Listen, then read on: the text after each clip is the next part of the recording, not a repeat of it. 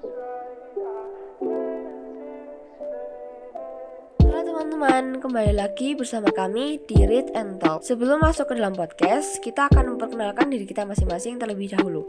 Yang pertama ada aku, Eta. Ada aku Alvin. Ada aku Xiang-Xiang. Ada aku Gracia Selin. Ada aku Vito. Ada aku Rian.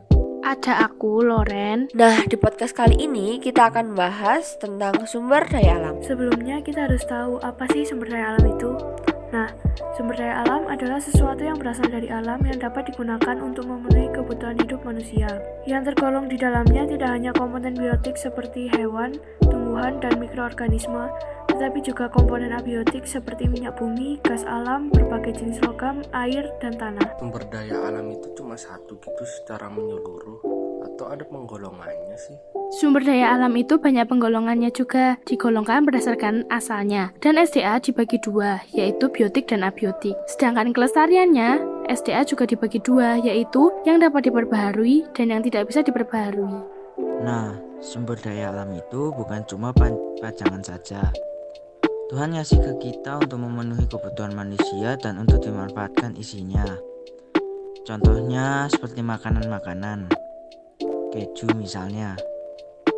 Keju itu asalnya dari susu yang diproses dengan cara difermentasi.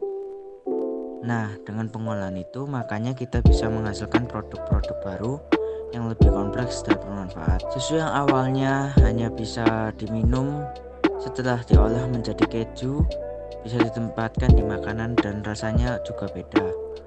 Untuk keju ini kita bisa simpan di lemari pendingin agar lebih awet. Selain itu, kita bisa memanfaatkan SDA jadi produk-produk lain seperti perhiasan, bahan bakar, dan lain-lainnya. Tetapi kita nggak boleh berlebihan dalam memanfaatkannya karena dapat menimbulkan masalah-masalah alam. Nah, betul banget.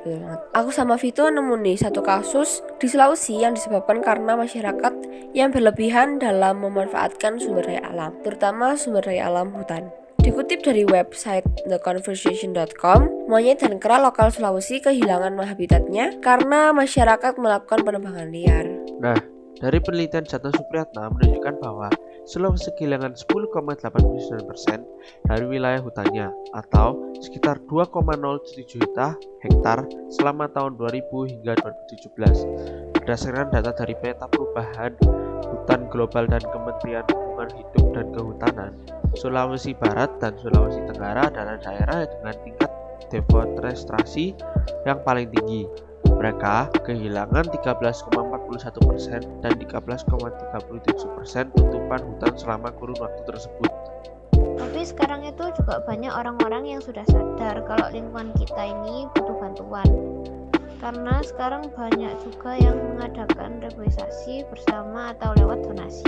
Nah iya, gereja juga ikut berperan buat hal kayak gini. Biasanya gereja kerjasama sama organisasi seperti organisasi pecinta alam untuk melakukan reboisasi atau kampanye ke masyarakat. Seperti yang terjadi di Jayapura, ada gereja yang kerjasama dengan kelompok pecinta alam Zaitun untuk melakukan reboisasi dan kampanye ke masyarakat. Oh iya, tadi kan bahas soal keju tuh. Kalian tahu gak kalau keju merupakan makanan fermentasi yang membantu meningkatkan bakteri usus sehat. Hal itu baik untuk kesehatan pencernaan Anda. Selain itu, keju juga memiliki pengaruh positif terhadap kadar kolesterol darah. Iya loh, hal ini juga berpengaruh bagi orang yang mengkonsumsi lebih banyak keju yang rendah lemak dan natrium. Mereka memiliki tekanan darah yang lebih rendah. Kalsium dalam keju juga dapat membantu mengurangi tekanan darah. Baik lagi sih, kita emang harus mengolah SDA dengan baik, tapi juga jangan berlebihan. Kita harus berterima kasih pada Tuhan karena telah diberikan SDA yang melimpah. Jadi jangan disia-siakan ya. Terima kasih teman-teman. Sampai jumpa lagi di podcast kami selanjutnya. Bye-bye.